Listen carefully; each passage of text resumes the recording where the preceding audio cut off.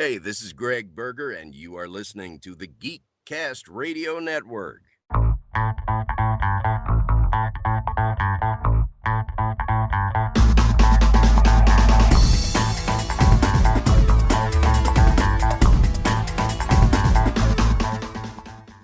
Hello and welcome to episode 173 of the Cinema Geeks. I am one of your Cinema Geeks, Optimus Solo, and joining me for today's episode is Ladies First Hard Candy Mandy. Hey, I miss Matt. Movie Revolt Dan, hello. Hi, I'm not Matt. Sorry. And we are down one Fridley Cent today because during his vacation week he saw Solo 4 times and Deadpool 0 times. So he is not here to talk about Deadpool, but we are. We're talking about Deadpool 2, but don't worry, Matt will be back to give you his extensive and well thought out thoughts on Solo, a Star Wars story, at some point in the very near future. So, as someone who picked Solo as the number one draft pick in our box office draft way back when, I appreciate Matt trying to give you some love for me and trying to build it up. So, I just reviewed the part where we did our actual picks to see, because I couldn't remember who was on whose team as far as movies go, and I am a little disappointed at a couple of my picks already. So it's not looking like I thought it was going to when we did that episode. That's for sure. The certain animated film I picked did not do well. Another sci-fi film I picked did not do well. So Amanda picked a film that we're going to have to insert special rules for because it then decided to flip the script and release directly to Netflix. So that didn't make any money. So Made no monies. I mean, no theater money. So it's going to be interesting when we get all said and done. But yeah, the Star Wars love is not, at least not right away, happening for Solo at the box office, according to Star Wars standards, I should say. It's doing fine as far as movie standards, wouldn't you say, Dan? Oh yeah. It's I mean, a little disappointing for me personally, just because I was hoping it. I kind of regret. I again underestimated Deadpool, but I still got Incredibles. It was my number 2, so. I still think you got a very solid team, Dan. You got a lot of, you don't have a miss in there, I don't think. Whereas I clearly had 2 with Ready Player One and Sherlock Gnomes, so that was not pretty.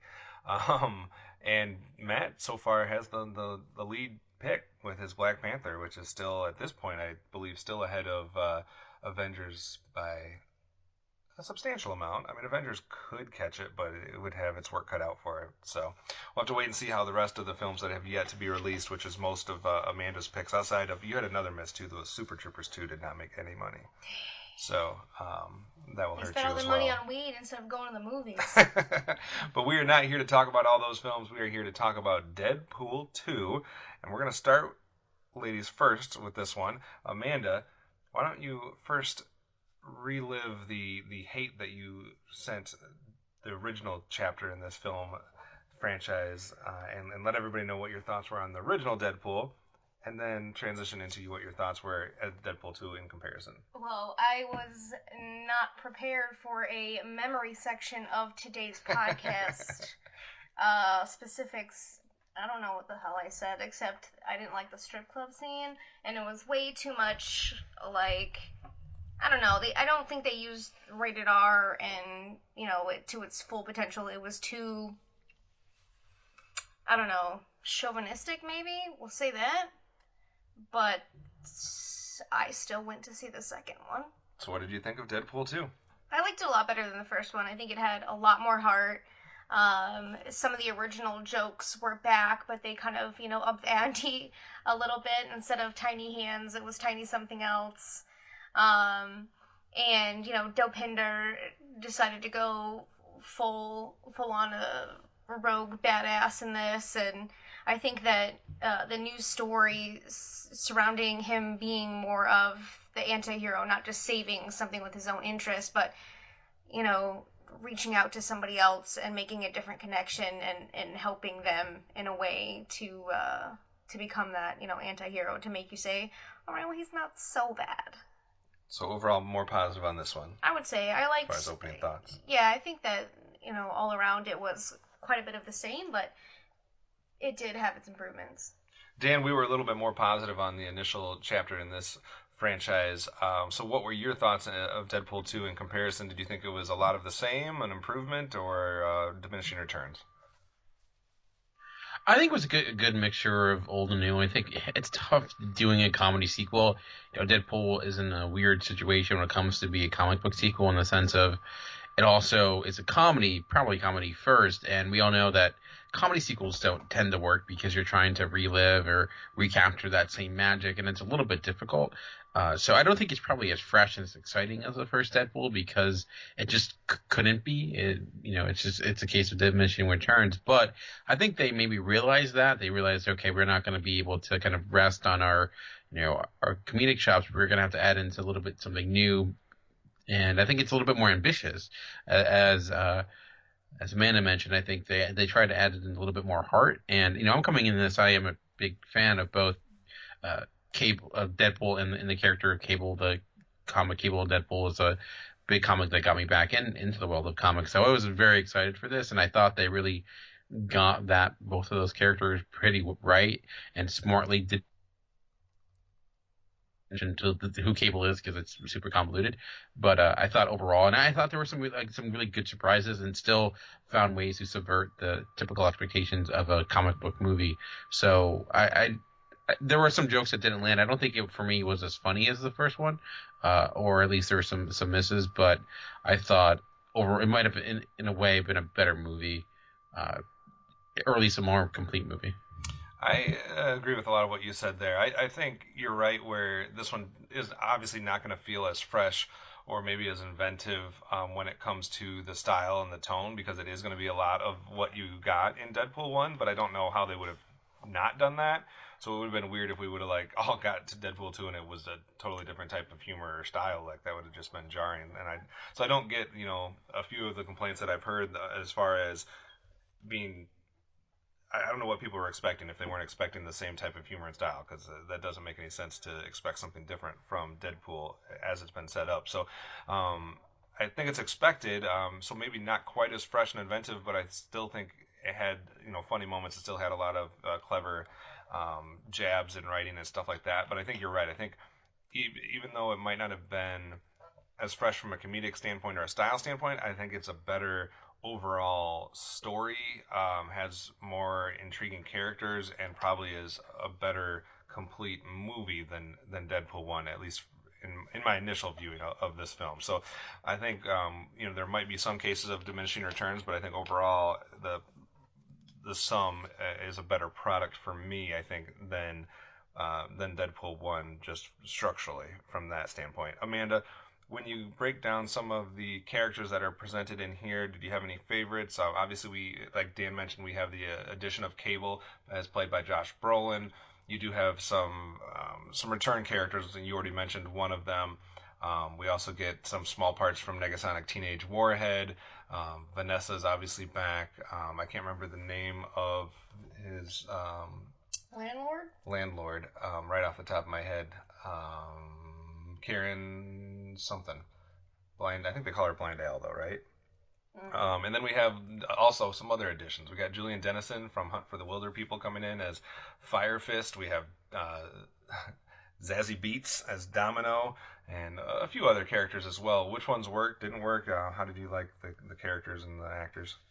I really liked Fire Fist, the kid from Hunt for the Wilder People. I loved him in that. I think that was a great movie, and I think a lot of his humor is a bit the same in this, and I think it works so well for him. Kind of like the thug life didn't choose him, or he didn't choose the thug life chose him.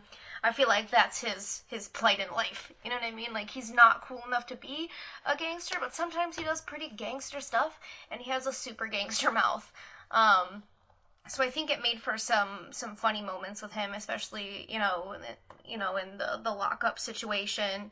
And I felt for the kid. You know what I mean? And I think I really loved is it Domino? I really loved her. She was cool. And I like that we got to see some more of the X-Men with the girlfriend. What's the girlfriend's name? Dan, do you remember the Negasonic Teenage Warhead and her friend's name? Yuriko? Yeah. I just don't ever feel like we get enough of their powers, but we did get some cool stuff with the metal dude. What's that guy's name? Juggernaut? No. Colossus? Colossus, yeah. Spoiler, but, Yeah, Kevin, dang. My bad. I'm trying not to do spoilers here. And speaking of spoilers, I won't give it away, but there's a really cool moment in the X-Men mansion that I really liked. Super brief, but I enjoyed it. And there was a couple surprise new, like, mutants or people with powers. Like, the Skarsgård popping up. Like, I did not expect to see that, dude. Talking about the X-Force? Yeah, so I wanted to see more of them and more, like, show of powers, but that's just because I love mutants and stuff, so. Dan, did anybody not work from you from a character, or what were the standouts from a positive standpoint for you? I don't think anyone didn't work for me, but I did like Josh Brolin's take on Cable because he was ultra serious. He's not the most complex character in the world, but he had a good take on him because he works well when being the straight man to a character like Deadpool, and in a way it felt like Deadpool and him are in two different movies, but it works because Deadpool's aware of that. So I thought having them together was a good approach to it. So yeah, I agree. I really love Josh Brolin as Cable in this. Like Amanda said, Julian Dennison so far for me is 2 for 2 in the two films I've seen him in. I've really liked him in both. I thought they did a slight improvement with Colossus. I thought that was slightly better than what we got in the first film. I think the only one for me that might have been less effective was Dopinder. I liked him a lot better in the first film than I did in this one. So if there was like one letdown or one that I thought was less effective, it would probably be that character. But that's such a minor part that it doesn't have. He's becoming unlikable because he's becoming evil. Like. One character that didn't work, I didn't think it was T.J. Miller character. I don't know if it's because of everything happening to him in real life, or I just thought he had a lot of the best lines in the first Deadpool movie, and I felt like that he was one character who felt they were trying to rehash a lot of the same stuff, with all this weird comparisons, and it just didn't work as well. And his relationship with Dohinder, I don't know, like every time he went for a joke, my crowd was pretty silent. So. Yeah. What's happening with him in real life? It's a long story, but at one time he falsely accused someone for, I think, saying that they were going to blow up a train or something of that nature, and he did it on purpose, and there's other accusations against him. I think I don't want to speak out of turn because I think he was part of the Me Too stuff, if I'm not mistaken, but I could be wrong. But I know there's been a lot of things, accusations. I know he was arrested for that, but yeah, there's been some. Gotcha. You're talking about the guy that runs the bar or whatever, right? Weasel. Yep. Yeah, Weasel. Yeah. The guy from Silicon Valley and stuff like that. Yeah, it seems like a lot of the characters that appeared in the first one were not. Maybe it's more of a broad thing. Like they shifted the focus away from them in a way, or didn't quite use them as effective, and kind of did much better with the characters that were new. Not 100%. That's not like that doesn't work for every single character in the movie, but I definitely think there's a few that were less effective this time around, and newer characters kind of took more of that spotlight. Dan, what did you think of the X-Force overall? That's funny because part of me was disappointed, but part of me thought it was kind of brilliant and the best scene in the entire movie. So yeah, I guess without spoiling too much, Amanda, did you like the variety of characters we got in the X-Force and kind of how they all roll called in? Yeah, I wanted more. Okay. You know what I mean? I think a lot of the displays of power and the fight scenes and stuff, I'm like, well, I kind of want more. Except for maybe one where it was just too much CG. Gotcha. But everything else, I'm like, we got to see 2 seconds of this person's power, and that looked legit. So why do we only get 2 seconds? Speaking of CG, Dan, what did you think of the film from a visual standpoint and effects? Did it work or? What's weird about I think Deadpool is that it kind of works when the visuals don't look all that great, like how Colossus and certain characters look very CGI. It feels very schlocky, which is, I think, appropriate for Deadpool. So even though some of the CGI may not be as high level as some other comic book movies. It feels like it's fitting. Um, Even like there was a really great moment with Domino. That's a very CGI heavy scene. And I think it still generally works. So even though I know this was like a much higher budget than the last one, it still felt like overall special effects were. I think they did the job, but they weren't. I think all that much more improved compared to the last one, which in a way I think makes sense because it feeling cheap is part of the joke. Right, right. Yeah, I agree with that. I think it gets a pass for some of that because it seems like it's somewhat intentional or somewhat fits the stylized version of what we're going for. Another question I had for both of you guys, I know you touched on it a little bit already, but Amanda, what did you think of the humor overall in this one? I know you thought the first one was maybe a little bit more chauvinistic, I think you said. So what do you think of the humor in Deadpool 2? I mean, I already touched on how similar it was. I think some of the, like, I guess since you've already dropped the Juggernaut bomb, like, I think some of the stuff with him didn't really work. Like, it was, like, too vulgar. But that's the movie, you know what I mean? So it kind of made sense. I just don't think everything between, like, him and Colossus, like, landed. Do you have any highlights that you thought were overly funny that you can remember, or was it just kind of just more of a general? I think something that I should have thought was really hilarious that I didn't think was all that funny was the baby legs thing.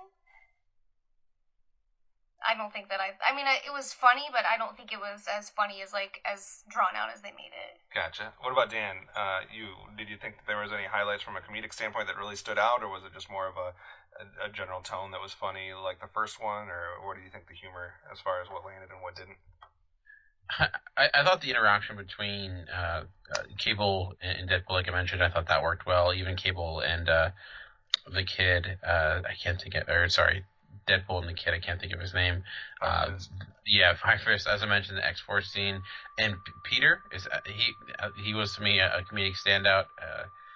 He had some really good moments, and I thought too, like in the final moments, the use of there's a score. I'll just say that, and it was pretty ridiculous and juvenile, but it is a very juvenile type of sense of humor, and that may not be everyone's cup of tea, and I get it, and it usually isn't mine, but in this context, for some reason, it works for me. What did you guys think of? Because I heard a couple complaints of people as far as the opening credits and some of the things like that we got from the first one with the comedic style of who's doing what and that like that. Did that come across as already been done, so it shouldn't be done again, or did you find it humorous with the way they handled the opening credits, Amanda? I don't know. Like it wasn't as awesome because it wasn't as fresh like it was in the first one. But I think that if you're gonna do it in the first one, you might as well do it in the second one. What about you, Dan?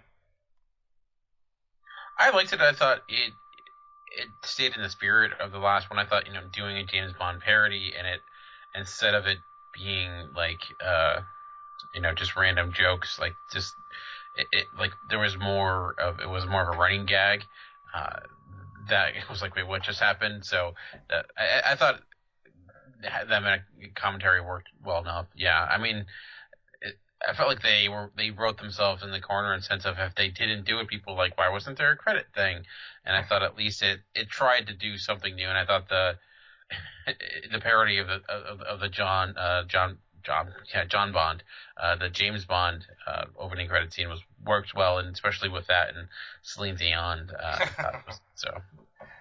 Yeah, I didn't have a problem with it. I kind of expected it too, so it wasn't something that was eye-rolling for me either. I think most of the comedy worked in the same vein that it did in the original film. I think the only times where I had a slight problem was where I had a slight problem with the fact that I felt like throughout the movie, characters that were not Deadpool were taking on his comedic style and joke, humor. Where I get that might be somewhat of the point, but at times for me it felt out of place from a few characters where they were making. I get where you're going to be funny and have a sense of humor, but I wasn't expecting as many characters to be as, I guess, crass or crude, I guess, with some of the jokes. So that kind of threw me off a little bit. Maybe it was just that the jokes didn't land for me, or that I wasn't expecting it out of those individuals. I know there was one specifically that makes a joke about a cock ring, I'll say, and that one didn't land for me at all because I'm like, this seems weird coming out of this character's mouth. Like that wasn't Deadpool, so that didn't work for me. I don't know if any of you guys felt like that, or is that just kind of what you're expecting from a Deadpool movie in general, or do you think it should be more contained to certain characters that it's their character to do that, or is it just okay for the whole movie to be like that, Dan? I don't know. It's a good question. I feel like, I don't know, even when some of the other characters told jokes, like a Cable or something like that, it was done in a way that was, even if the words didn't really correspond with what you expect from them, the character, at least the delivery did.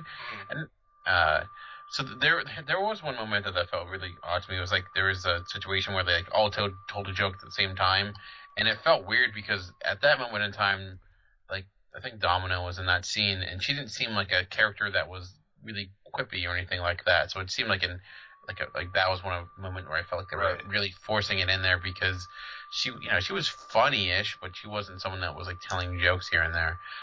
But yeah, I guess it does feel like it is of one voice at a time, which is not always great when it comes to a movie where it feels like all the characters are written by the same person. So that I don't disagree that was problematic on occasion. Amanda, what did you think overall? Just anything you didn't get to talk about? Anything from the story standpoint, the plot, or kind of how this movie played out that you liked, didn't like, or kind of just like your final overall thoughts of the movie in general? What kind of grade would you give it? I didn't like that the tragedy that happens so soon.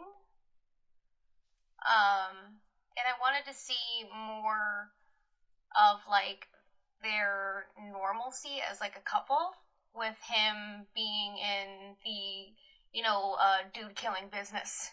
And I get that it would have made the movie longer. Maybe that's where they wanted to cut something out as far as time goes, but I would have liked to see that. I mean, it was intriguing to me, and they had a cool relationship, so that would have been fun to see. Also, when are we doing spoilers? We'll take a quick break and come back with just some final spoiler talk, but just kind of overall, I know you said you liked it better than the first one. What kind of grade would you give this one? Like number score? Just to get an idea. I would give it like a 7.5. And also, side note, super cool scene when you see Cable in his timeline. Yeah, I would agree with that as well. Dan, anything you didn't get to talk about from as far as the storytelling or plot or any highlights or lowlights? Sounds like me and my Man, I think it's a pretty straightforward movie overall, and a lot of, without getting into some of the more spoiler difficulty. I did like how it incorporated the X-Men more. I do wish we almost got more of them, but I kind of can't get why they can't do that. I did think it was quite funny, just some of the running jokes about Cable being racist. That to me was one of the better jokes, because it's like just the commitment towards it. But yeah, plot wise, I thought it made sense in the sense of I did like that they're like, okay, like what can we do, to add some not levity, because this is all levity, but element of seriousness, and how it does tie into the F word of family, which it's difficult. I think that, like I said, that's ambitious. Maybe it didn't always work as well as I was hoping, but I think it added a little bit more to the character of Deadpool. And there was some of that in the first one, with his relationship, but this one, it felt a little bit even more real. And I do think that I can see what Amanda's saying, because this I think has actually, weirdly enough, one of the better relationships in comic book films, and seeing it end as soon as it does, or even though it does linger throughout the film, was a little bit surprising to me. I was like, wow, that was not expected. I didn't think I was wondering, because she was not in the trailers at all, so I thought maybe she just wasn't going to be in this movie, but not realizing where it was going. What about a score for you, Dan? To me, it's 8 out of 10. Like I said, that's about where I'd rank the first one. So I don't know where I would say which one's better than that rest. Like I said, I thought this one's ambitious, maybe, but the other one to me was a little bit more fresh and funnier. So I don't know. I'll have to watch it again to really determine that. But on initial viewing, I think I'd still rank the first one up a little bit higher. But it's very close. I think if you like the first one, I don't see why you wouldn't enjoy this one. Yeah, I think that's a main thing. Like, if someone was trying to ask, like, what your opinion was of Deadpool 2, or if they should watch it, whatever you thought of the first one, or if you liked it or didn't like it, I would think it would be pretty similar. I know, Amanda, for you, it went up a little bit more maybe than some may expect, but I think if you're a fan of the first one, you're going to be a fan of the second one. I think that's pretty fair to say. So I'd be right in that same ballpark, in that 7-8 range, somewhere in there. I think there was a few very, very minor issues, but overall, it was what you should have expected from a Deadpool film overall for me. We're going to take a very short break, and then we're going to come back just to have a few minutes on spoilers in case there's anything that people wanted to say before we close out the show. So we'll be right back after the break. After these messages, we'll be right back. Hey guys, it's Optimus Solo and Hard Candy Mandy. we just wanted to let you guys know about another podcast out there that we both think you would all enjoy. It's one of both of our favorite shows to listen to, and it's none other than the True Bromance Podcast. True Bromance is a movie podcast hosted by longtime friends Hyro and Barry, and if you like to smile, laugh, and just be genuinely entertained while listening to movie talk, then this is definitely the right show for you. Each week, the guys break down a recently released movie, and not only do they tie in the movie that week to the beers that they are drinking during the show, but they also tie it in to a real fun top and bottom 5 list associated with that movie. It's a blast hearing both sides of these lists, and it definitely makes them unique amongst all other movie review podcasts. So we definitely want to recommend all of you guys to go check out their show. Just search out the True Bromance Podcast on iTunes, Stitcher, and all other podcast platforms. And if you listen via iTunes, do us a favor and leave them a 5-star review. And don't forget to let them know that the Cinema Geeks sent you. On the Simplistic Reviews podcast, we talk movies. We talk TV. We talk. Hello, Julie, what the heck are you doing? Trying to make our spots sound more exciting by adding explosions. Yeah, I'm pretty sure you could have got the point across with sound effects, not the real thing. Download the show on iTunes or at simplisticreviews.blogspot.com. I'm sure your insurance company will cover that. No, they won't. No, they probably won't. Hello, everyone. This is JD from the In Session Film Podcast. Each week, we review the latest from Hollywood, California. Well, yes, Brendan. We also give top 3 lists. Okay, yeah. Thanks again, Brendan. Additionally, you can hear us talk other movie news, trailers, varying movie series, or other interesting film-related topics, and even rants and raves of the week. On top of our main show, every Friday, you can also hear our extra film podcasts. You can listen to the In Session Film Podcast on iTunes, Stitcher, SoundCloud, or at InSessionFilm.com. Listen to the In Session Film Podcast every Monday and Friday. Subscribe today and hear me verbally beat JD like a Cherokee drum. No. That's not how this works, sir. Now back to the show. Do you see how your patience paid off? All right, Amanda, you're up first. Anything spoilerific that you wanted to talk about that you liked, didn't like, surprised, anything like that? Can we talk about, is it the end credit scene? When they fix Cable's time traveling device? Yeah. And he just goes back and undoes every single thing that happened in the fucking movie? Yeah? What did you think about that? Confused. What happened? It had some pretty funny moments in that. Obviously, the Green Lantern, is that right? Mm-hmm. I always get confused. Yeah, the Green Lantern aspect of it, I thought was humorous. But you're right, it did seem like, okay, you just undid everything that you just did. Dan, what did you think of that sequence? It was kind of. I thought it was funny. It's.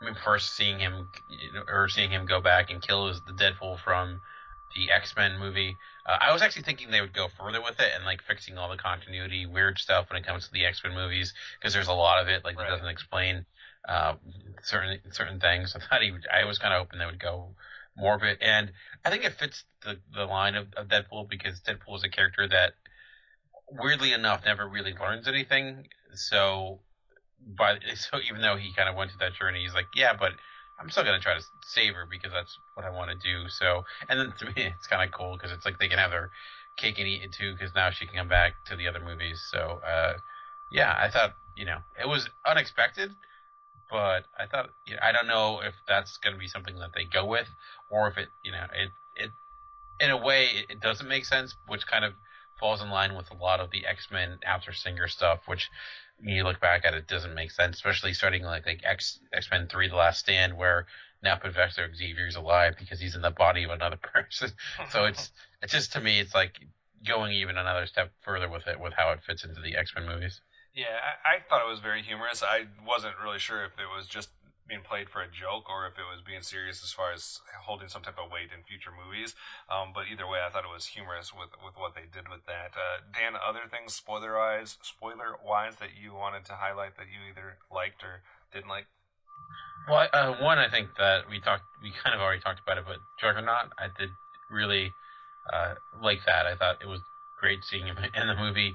Once they hinted at, like, okay, there's someone else, some other big bad or what have you, like, okay, who could that be?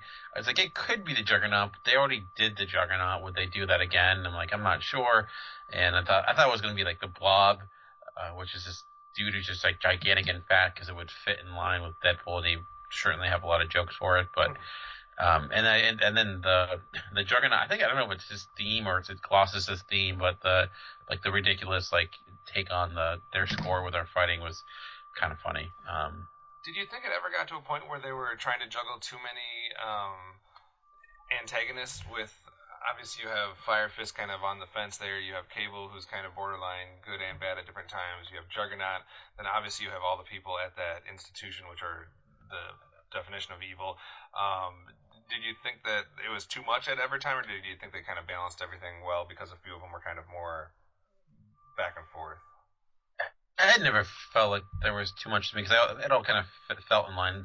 I assumed Cable and Deadpool would get together for some other reason eventually, and so I never felt like there was too much. And once I thought the progression of it, I think, made sense.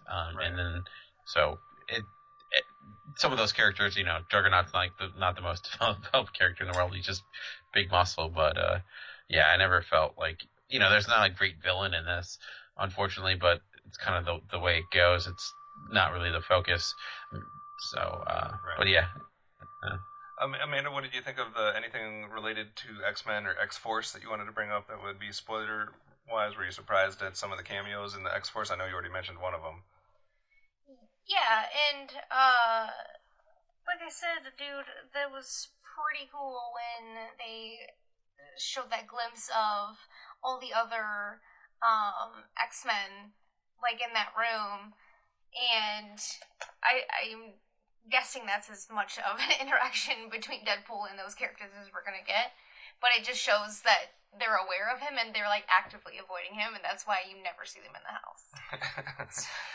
Dan, what about you for any X-Men moments or the X-Force? Did you know everybody that was already cast in the movie, or were some of those people who were in that scene surprising to you? Or there was another cameo also in another part of the movie. I don't know if you picked up on that one. Yeah, there was a bunch of them. I didn't know they were going to be in it. I didn't know Juggernaut was going to be in it, which apparently he was voiced by Ryan Reynolds. I didn't know that. I'm trying to think of some of the other people that were in it, Brad Pitt, his cameo, or Alan Tudyk and Matt Damon. Yeah, which is now, I guess, Matt Damon's just gonna show up in Marvel movies like he did with Ragnarok and now this. No, I had no idea that any of those were coming.